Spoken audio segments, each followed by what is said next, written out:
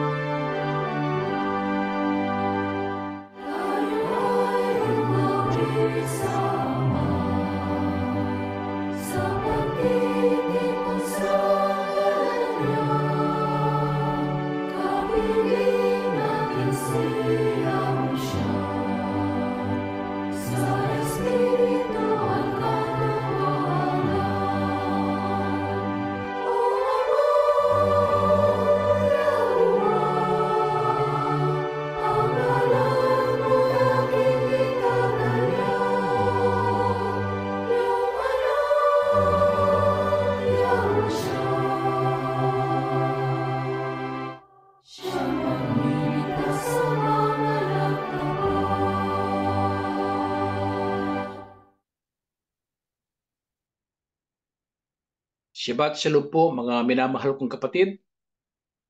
Ang pamagat po ng ating leksyon ay ang kahalagahan ng paggalang. Ang modernong kahulugan po ng salitang paggalang ayon sa maraming aklat ay paghanga sa ibang tao o pagsunod at pagkilala sa damdamin, kagustuhan at karapatan ng iba. Subalit sa banal na kasulatan, ang salitang paggalang ay may mas malalim na kahulugan. Ang salitang ginamit po sa wikang Grego na siyang orihinal na wikang ginamit noong isulat ang mga talatang ating gagamitin, babasahin at tatalakayin ngayon sa ating pagsamba ay timaw, na ang kasing kahulugan po sa wikang Ingles ay honor. At ang ibig sabihin naman ng salitang honor sa wika pa rin ng Ingles ay to esteem, to give great value, to bestow value. Na ang ibig sabihin naman sa wikang Filipino ay pahalagahan, bigyan ng mataas na halaga o pahalagahan ng lubos. Sa makatwid, ang paggalang po ay tumutukoy sa gawang pagbibigay ng mataas na halaga sa isang tao o sa isang bagay. Mga halimbawa ng pagbibigay ng halaga sa bagay ay ang mga sumusunod. Paggalang sa mga batas ng bansa o lipunan. Paggalang sa kasunduan o usapan. Paggalang sa mga alituntunin sa lugar ng trabaho. Paggalang sa watawat at sa pambansang awit. Subalit, pagdating sa tao, kanino po tayo dapat magpakita ng paggalang? Sino ang dapat nating igalang? Yan po ang unang tanong na ating sasagutin. Pakinggan po natin ang sagot ng Biblia. Ang babasahin ko po ay isang bahagi ng sulat ni Apostol Pablo kay Apostol Pedro na nakasulat sa aklat ng unang Pedro 2:17. Ganito ang sinasabi. Igalang ninyo ang lahat ng mga tao. Ibigin ninyo ang kapatiran. Matakot kayo sa Diyos. Igalang ninyo ang hari. Ang tanong po ay, sino ang dapat nating igalang? Ang sagot po ay lahat ng tao, ano man ang kulay ng balat, lahi, kultura, tradisyon, paniniwala, at maging kalagayan ng kalusugan ng pangangatawan at ng pag-iisip. Ang totoo, mga kapatid, batay sa talatang ating binasa, ay may tatlong layunin ang gawang paggalang o tatlong dahilan at tayo'y tinatagubilinan na maging magalang. Una, upang kilalanin ang kaugnayan o relasyon. Sa ibang salita, tayo ay nagpapakita ng paggalang bilang pagkilala sa ating relasyon o kaugnayan sa iba. Unang-una, sa ating Diyos, sa ating Masiya, sa ating asawa, sa ating mga magulang, sa mga anak, sa mga mahal sa buhay, mga kaibigan, at maging mga katrabaho. Pangalawa, nagpapakita tayo ng paggalang bilang pagkilala sa kapangyarihan at katayuan ng isang tao sa lipunan. Halimbawa, alkalde, gobernador, presidente, mga amo sa trabaho, mga hukom, at mga iba pang katulad ng mga nabanggit. Pangatlo, bilang pagkilala sa kalagayan o sitwasyon sa buhay, tulad ng pagiging matagumpay o kampiyon sa larangan ng palakasan, ang pagiging may kaya sa buhay o mayaman, maging ang pagiging mahirap o pobre, at pagkakaroon ng karamdaman. Ang sabi ng kasulatan, magpakita kayo ng paggalang sa lahat ng mga tao. Subalit ang tanong, natutupad ba ito ng marami? Hindi po. Maging sa panahon ng mga apostol, hindi ito natupad ng lubos. Alam ninyo mga kapatid, may mga salita po na ginagamit at binabanggit natin upang ipakita ang ating paggalang sa mga taong may relasyon o kaugnayan sa atin. Nariyan ang salitang opo, po, kayo.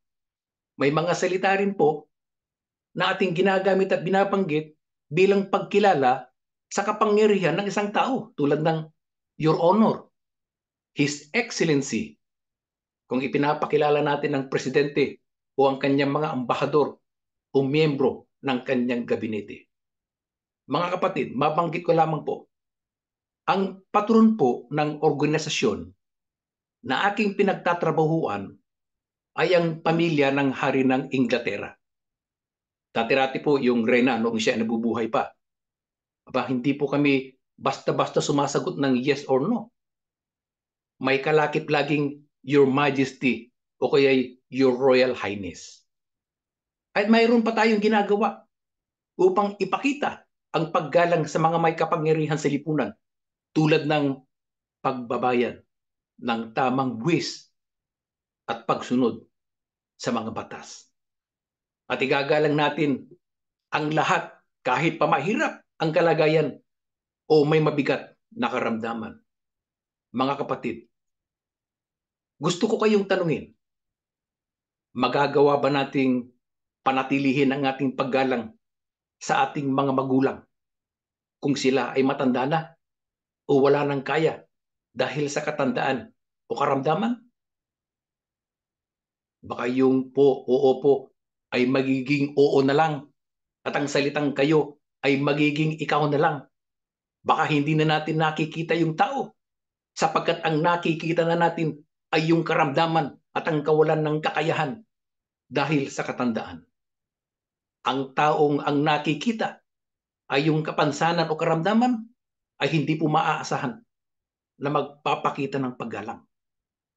Subalit higit sa lahat, igalang natin ang Diyos, tuparin natin ang kanyang mga kautusan at gumamit tayo ng mga nararapat na salita sa pagtawag at paglapit sa Kanya. Mga salitang tumutukoy sa Kanya ay gamitin para sa Kanya lamang.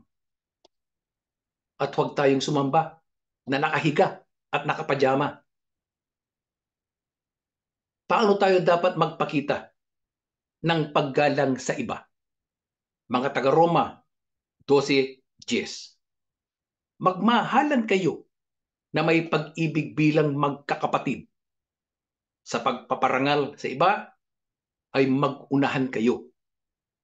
Paano tayo dapat magpakita ng paggalang sa iba? Una, ituring natin ang iba na parang sariling kapatid. Pangalawa, mag-unahan tayo sa pagpaparangal. Ano po ang ipinahihiwatig ng talatang ating binasa?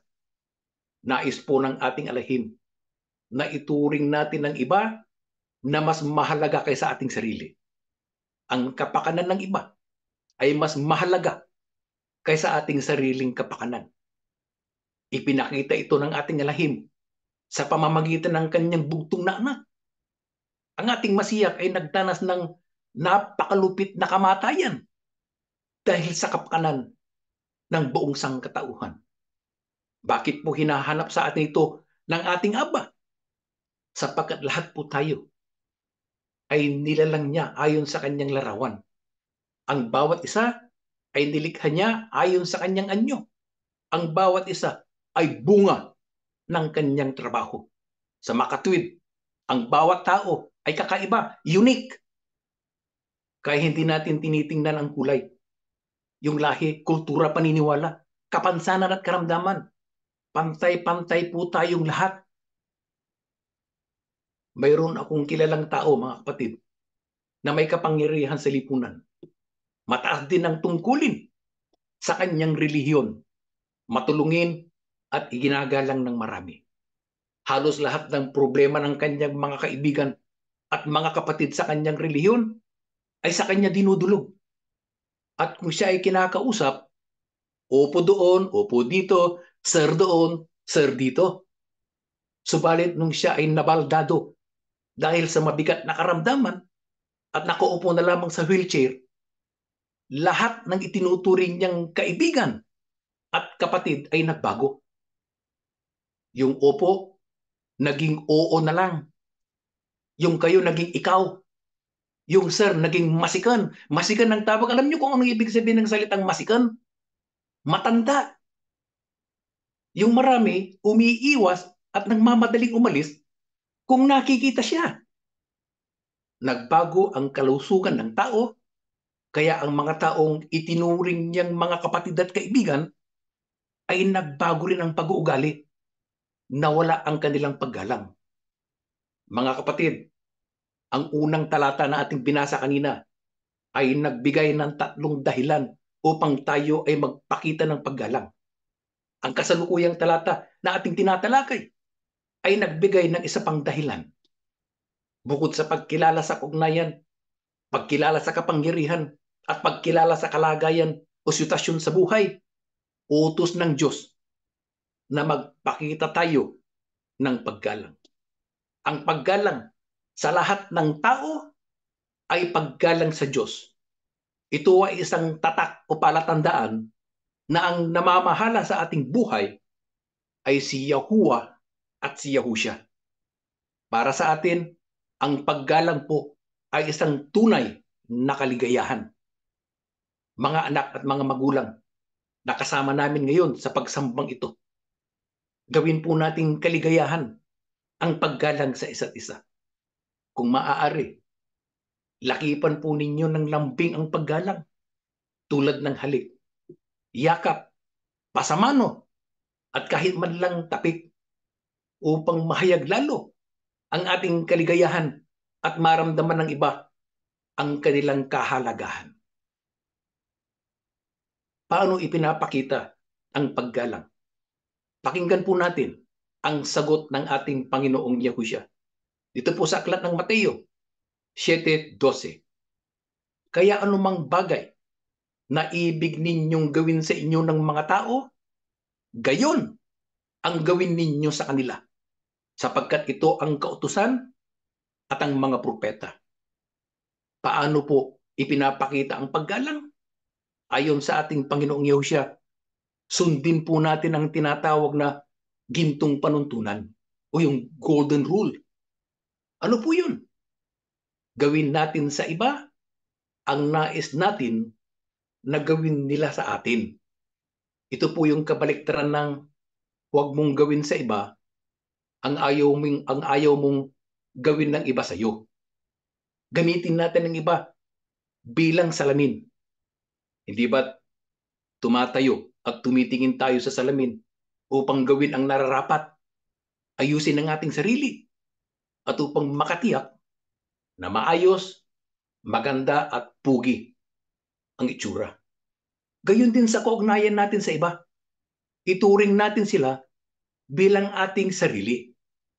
Ang totoo mga kapatid, ito ang pinakamababang pamantayan ng paggalang, minimum standard. Sapagkat ang tunay na pamantayan ay ituring ang iba na mas mahalaga kaysa ating sarili. Tulad ng ginawa ng ating Panginoong Yehosya, ibinigay niya ang kanyang buhay para sa atin. At gaya ng sinabi ko na kanina, napakalupit na kamatayan ang dinanas ng ating hari dahil sa atin.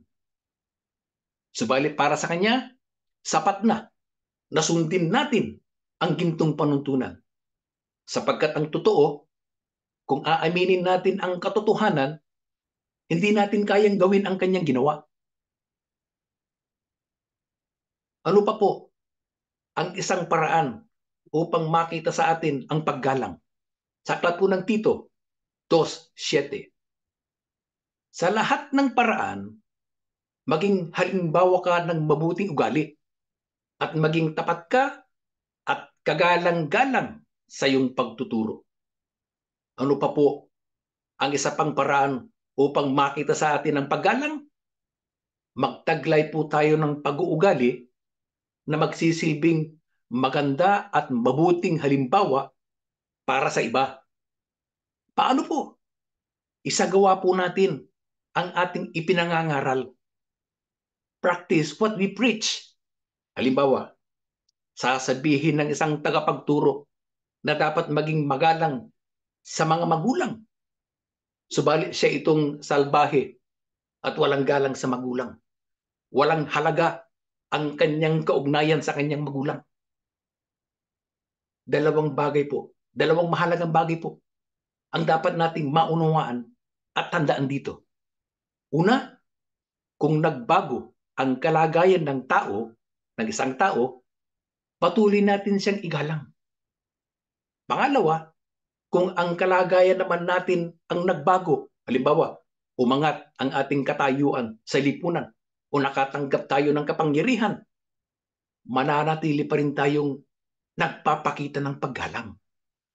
Para sa marami, ang pag-angat sa katayuan o kalagayan sa buhay ay nagbubunga ng kayabangan. Dapat kung kailan tayo itinataas, doon naman tayo lalong nagpapakumbaba. Doon tayo lalong makitaan ng paggalang. Kaya ang dapat nating gawin?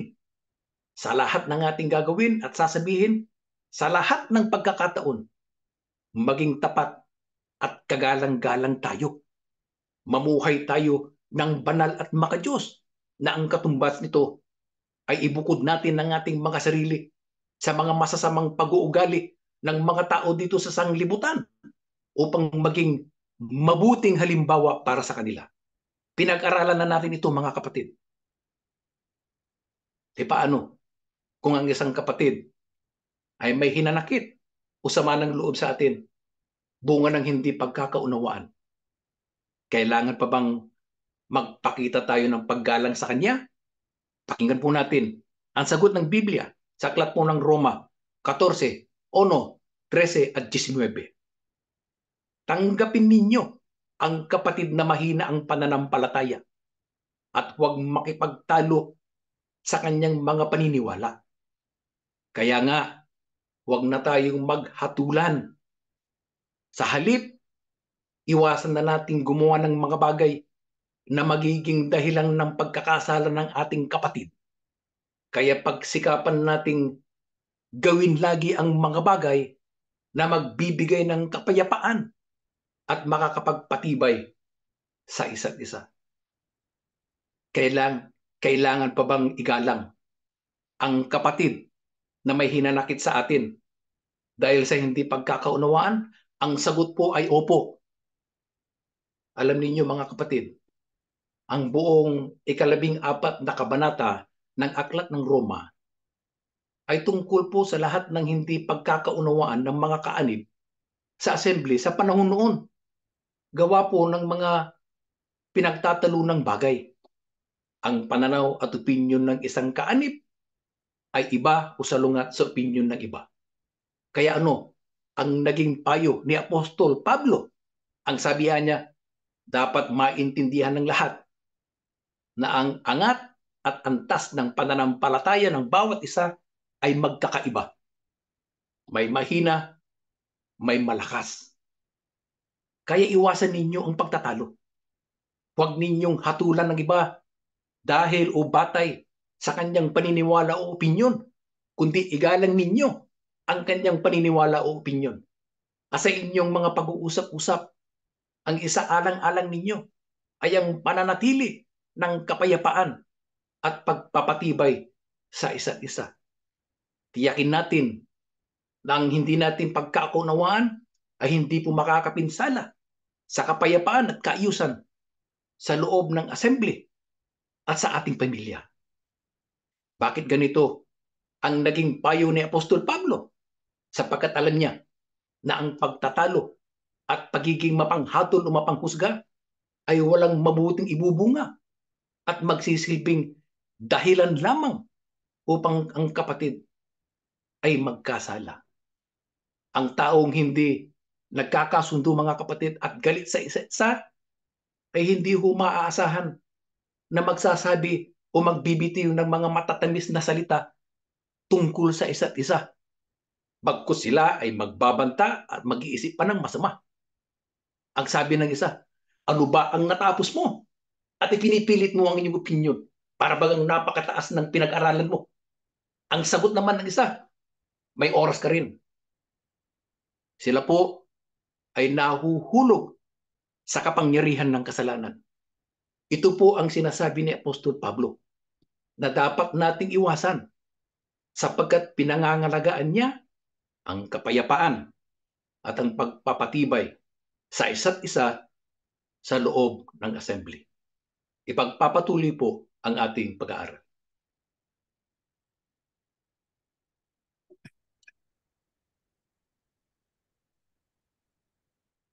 Mga mahal na kapatid, nasa paksa pa rin po tayo ng paggalang, ang kahalagahan ng paggalang. Dumako naman tayo ngayon kung paano ang pakikisalamuha sa mga matatanda.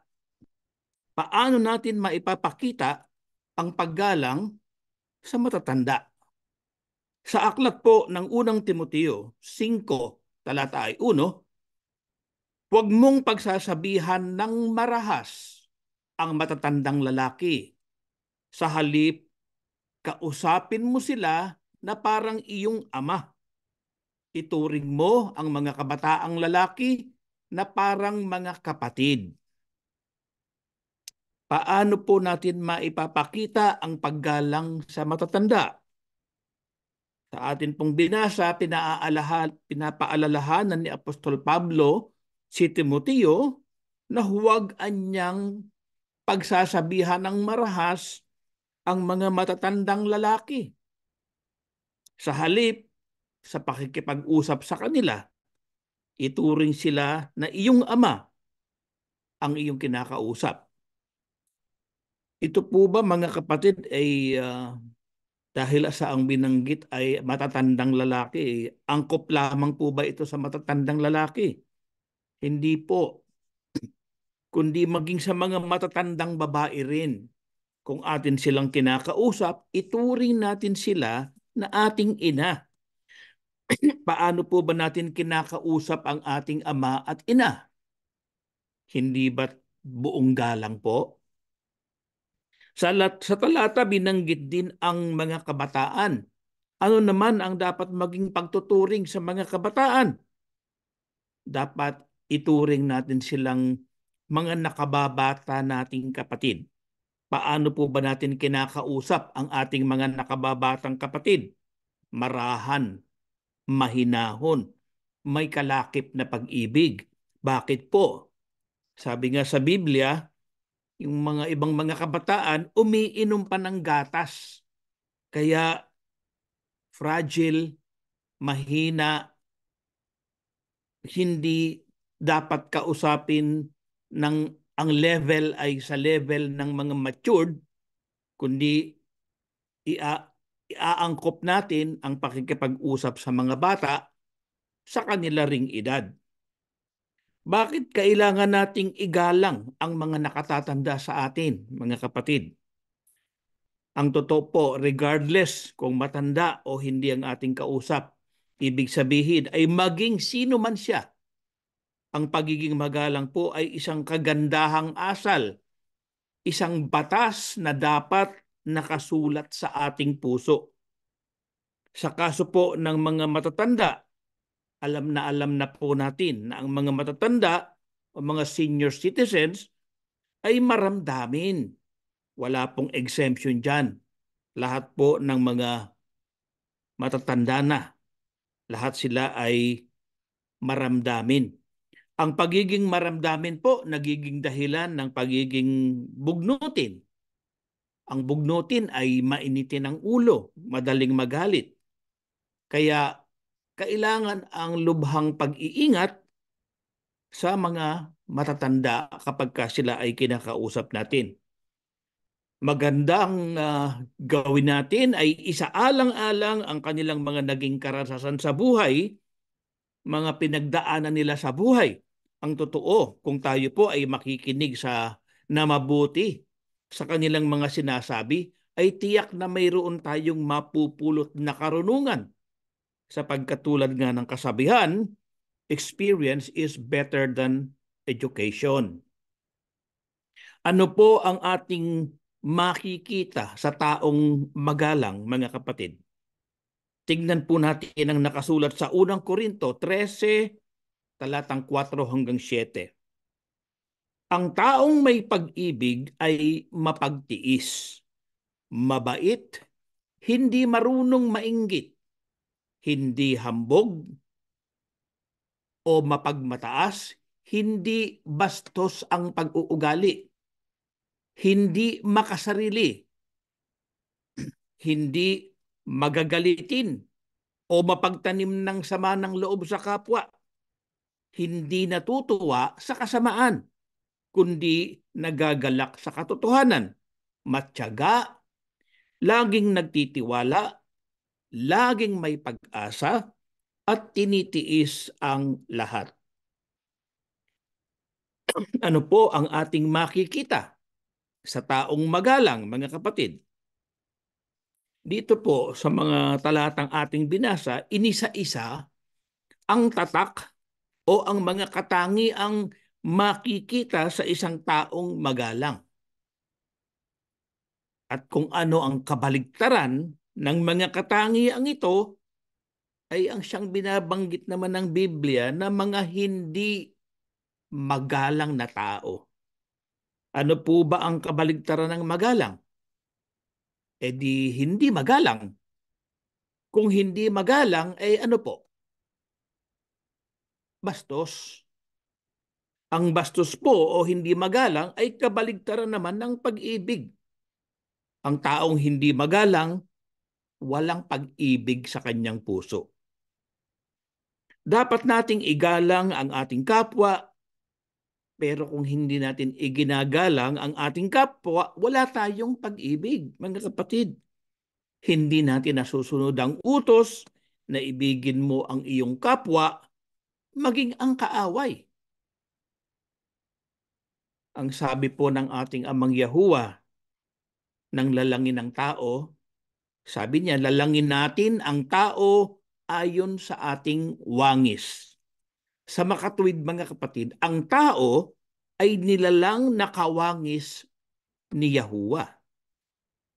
Kaya kung hindi natin ginagalang ang ating kapwa na nilalang ng Diyos ayon sa kanyang wangis, sino po ang hindi natin ginagalang? Hindi ba't ang Diyos na lumalang sa atin? Kung hindi natin ginagalang ang ating kapatid sa pananampalataya, ang katumbas po noon ay hindi natin paggalang sa ibang bahagi ng ating katawan. Bakit po? Dapat nating tandaan na tayo ang assembly, ang katawan ng ating Panginoong Yahusya. Kung kaya't dapat tayong magpakita ng paggalang sa isa't isa sa bawat bahagi ng katawan. Ang hindi paggalang sa ating kapatid, kawalan ng pag-ibig. Tayo ay tinawag upang magpakita ng pag-ibig at paggalang sa isa't isa upang makita ng sanlibutan na tayo ay tunay na mga alagad ng ating Panginoon at siya ay suma sa atin. Kaya nga sinabi ng ating Panginoong Yahusya, sabi niya, kung kayo ay nag-iibigan sa isa't isa, ay tunay nga kayong mga alagad ko. Sa Biblia po, may isang halimbawa ng taong walang galang pitagan sa magulang. Sino po yon? Si Absalom na anak ni Haring David. Ano po ang kanyang ginawa? Bakit siya nawalan ng galang at pitagan sa kanyang magulang? Pinagnasaan niya po ang pagkahari ng kanyang ama sa masamang paraan. Ano po ang nangyari sa kanya? Dahil sa kanyang masamang nasa, gusto niyang makuha yung pagkahari, ang trono. Nang tugisin siya at ang kanyang mga tagasunod sa isang paghahamok o sa isang labanan, napatay siya. Kaya nabigo siya sa kanyang maitim na balak. Sa kabilang banda naman, si Apostol Pablo ay nagpakita ng karapat-dapat na paraan ng paggalang. Kahit na matibay ang kanyang paniniwala na nasa tama siya at ang kanyang pananampalataya at pag-uugali, nagpakita pa rin siya ng lubos na paggalang sa sino mang kanyang nakakasalamuha. Ang pagpapakita niya ng paggalang, mga kapatid, ay madalas na nagbibigay sa kanya ng tagumpay. At maging ang mga kaaway nga, ay nagiging kaibigan niya sa kabila ng kanyang pananalita na may katapangan. Dapat sana'y paparusahan na siya. Hahagupitin na siya dapat, subalit may namagitan kung kaya't siya'y pinalaya. Ito ay dahil sa pagpapakita niya ng paggalang maging sa mga umuusig sa kanya. Ang kanyang pagiging magalang ay nagbigay sa kanya ng hindi mapag-aalinlangan ng pagkakataon na siya na ay maging saksi sa kaharian ng Diyos. Subalit ang pinakadakilang tao na nagpakita ng paggalang ay ang ating Panginoong Yahusya po. Taglay ng ating Panginoong Yahusya ang mga katangiang binanggit sa talatang ating binasa. Iginalang niyang lubos kung ano ang pinili ng mga tao. Hindi po ba't nang pinapapili ang mga Hudyo kung sino ang palalayain? Kung siya ba o si Barabas? Sino pinili ng mga Hudyo? Si Barabas. Kahit na ang Panginoong Yahusya ay walang kasalanan. Sabi nga ni Pilato, wala siyang makitang pagkakasala. Pero sinong pinili ng mga tao? Si Barabas. Kumibo po ba ang ating Panginoong Yahusya? Hindi po. Hindi niya nilait o nitinakot man sila. Noong siya ay ipako sa krus, mga kapatid, nanalangin pa siya na patawarin ang mga nagpako sa kanya sa krus.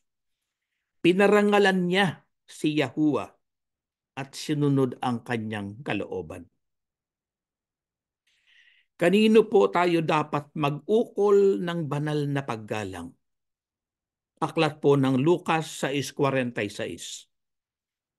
Bakit ninyo ako tinatawag na Panginoon, gayong hindi naman ninyo sinusunod ang mga sinasabi ko? Kanino po tayo dapat mag-ukol ng paggalang? Banal na paggalang? Sa ating Panginoong Yahusya po. Paano natin ipapakita ang ating paggalang sa Panginoong Yahusya? Dapat nating sundin ang kanyang mga sinasabi. Dapat nating ibuhay ang kanyang mga aral. Dapat natin siyang tularan. Kung tinatawag natin siyang Panginoon pero hindi naman natin sinusunod ang kanyang mga salita, ano ang ating ipinapakita? Ang kawalan ng paggalang sa ating Panginoong Yahusya. Kung wala tayong paggalang sa ating Panginoong Yahusya,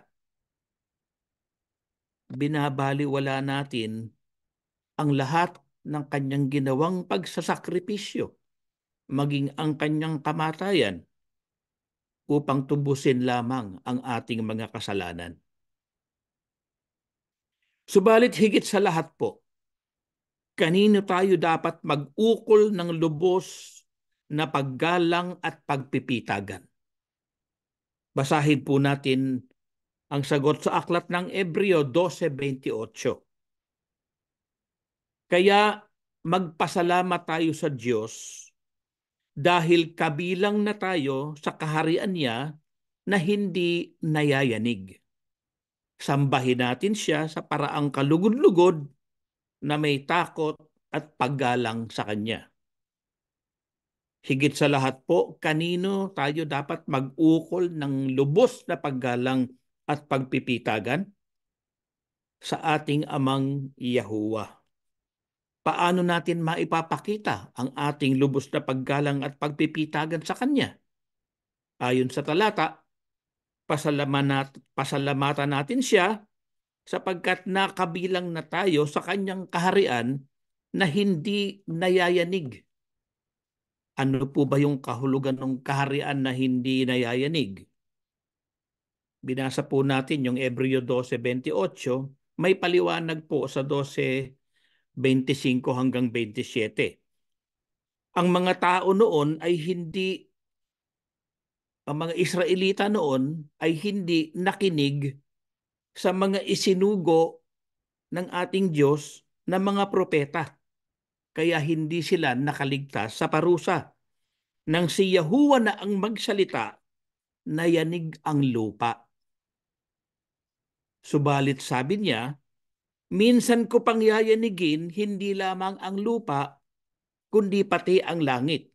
Na ang ibig sabihin ay aalisin ng Diyos ang lahat ng nilikha niya na nayayanig upang manatili ang mga bagay na hindi nayayanig.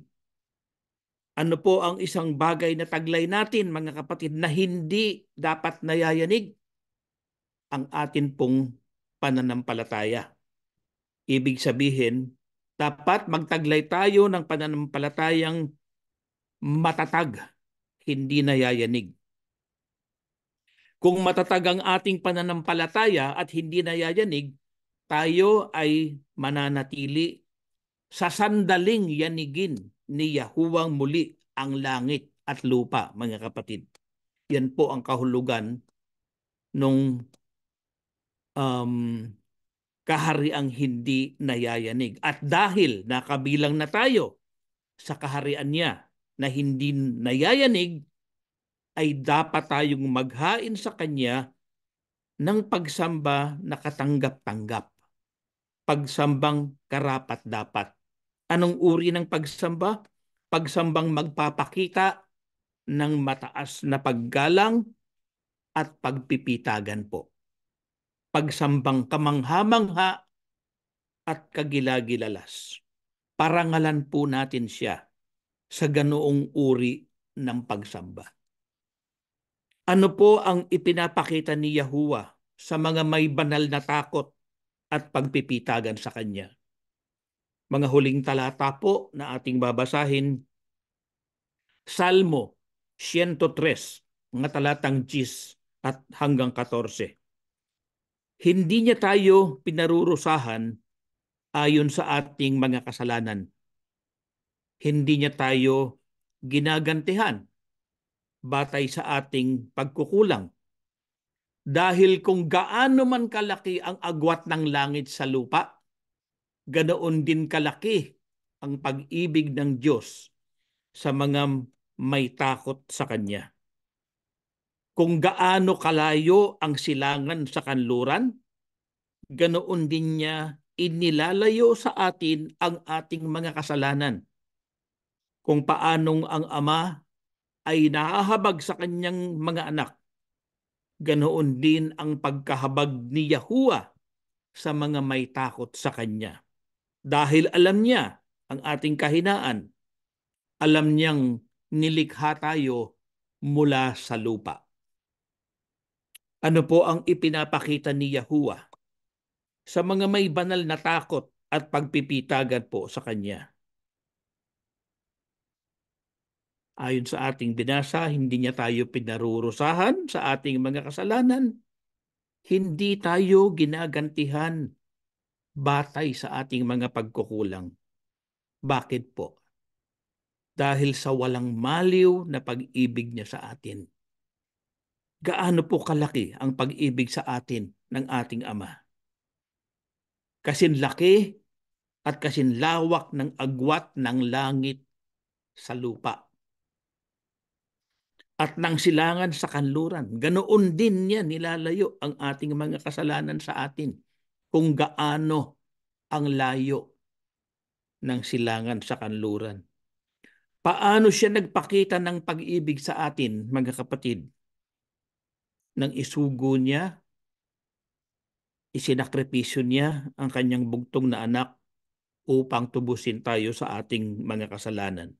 Ano po ang layunin ng ating Amang Yahuwah sa kanyang ginawang pagsusugo, sa kanyang ginawang pagpapakasakit, pagsasakripisyo? Ang layunin niya ay upang ang lahat ng tao ay maligtas at magkaroon ng buhay na walang hanggan. Mga kapatid, hindi po isang maliit na bagay lamang para sa atin na magtamo tayo ng kaligtasan. Ito yung dahilan kung bakit tayo naglilingkod. Naglilingkod tayo sapagkat itinuro sa atin ang ating Ama, ang siyang may lalang sa atin, mahal na mahal natin siya dahil sa kanyang ginawa. Dahil sa ating ginagawang paglilingkod, mayroon tayong tinatanaw na pag-asa sa kaligtasan at sa buhay na walang hanggan, sapagkat ito nga ang ipinangako sa atin ng ating Ama, iyon ang kanyang layunin, kaya mayroon tayong buhay na pag-asa. Ito po ang lundo ng ating mga pagpapagal, mga kapatid. Wag na wag masayang ang lahat ng ating mga pinagpagalan. Marami na tayong tiniis. Nagpakasakit na rin tayo. Hindi natin inalintana yung hirap. Ang hirap ng mga pangungutya sa atin. Pangungutya ng ibang tao. Pangungutya ng kahit na mismong kamag-anak natin. Pangungutya ng ating mga kaibigan. Pag-uusig at kung ano-ano pa. Kaya po, isa puso natin ito. Ito yung lundo ng ating paglilingkod. Bukod sa mahal na mahal natin ang ating Ama, nais nating makamtan yung kanyang pangako, ang buhay na walang hanggan. Doon tayo nakatuon sa mga bagay na hindi nakikita. Sapagkat ang mga bagay na hindi nakikita ay magpasawalang hanggan. Panghawakan po natin ito, mga kapatid. Tumayo po kayo at tayo ay mananalangin. Ama naming Yahuwah, marami pong salamat sa iyo. Ikaw ang laging gumagabay sa amin upang huwag kaming maligaw sa aming mga lakad. Ikaw ang siyang laging pumapatnubay sa amin sa araw-araw ng aming buhay. Matyaga mo kaming tinuturuan, Ama. Buong pag-ibig mo kaming pinaaalalahanan na kapag kami ay nakikipamuhay sa mga tao sa mundong ito, sino man siya, ano pa man siya, kailangan namin ang lubos na paggalang. Nais mong magkaroon kami ng mga katangiang nababagay at naaangkop po sa kabanalan ng pagtawag mo po sa amin. Kaya naman lubos po namin itong pinasasalamatan sapagkat sa kabila po ng aming mga pagkukulang at mga kasalanan sa iyo, hindi mo kami kinalilimutan. Lagi mo kaming inaabutan ng iyong mga aral. Ang mga aral mo na siyang ginagawa naming pamantayan sa aming buhay at sa aming pakikipamuhay. Ama, basbasan mo po kami. Alalahanin mo po kaming palagi kapag kami ay naliligaw ng landas. Kapag kung minsan nawawala kami sa tamang paggawa, pagkilos at pag-iisip, Ama, huwag ka pong mag-aatubili.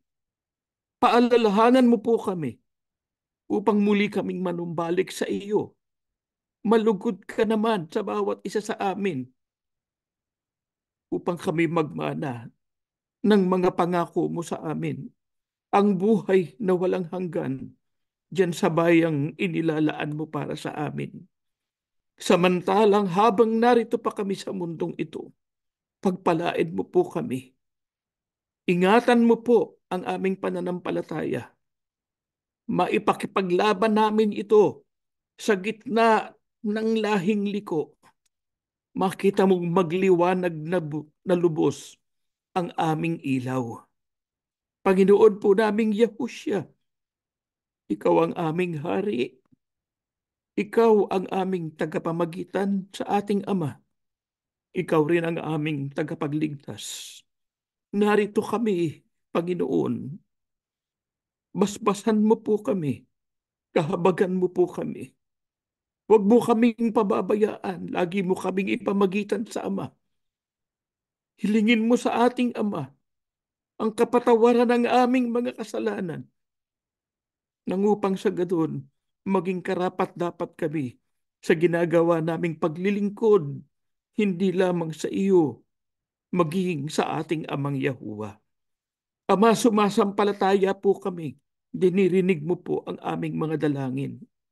Ang lahat ng ito ay amin pong ipinapakiusap na muli sa pangalan po ng aming Panginoong Yahushua, ang aming dakilang tagapagligtas.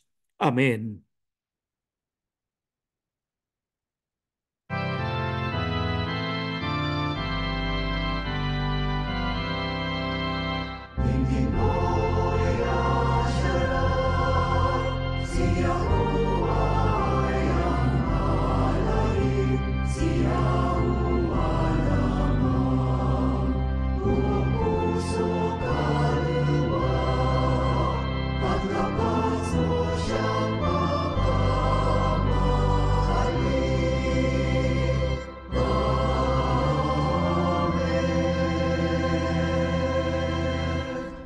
Ang walang maliw na pag-ibig at masaganang awa ni Yahuwah Abba, ang biyaya at kapangyarihan ni Yahushua HaMashiach, at ang laging paggabay ng Ruach Kodash, sumaating lahat ngayon at magpakailanman.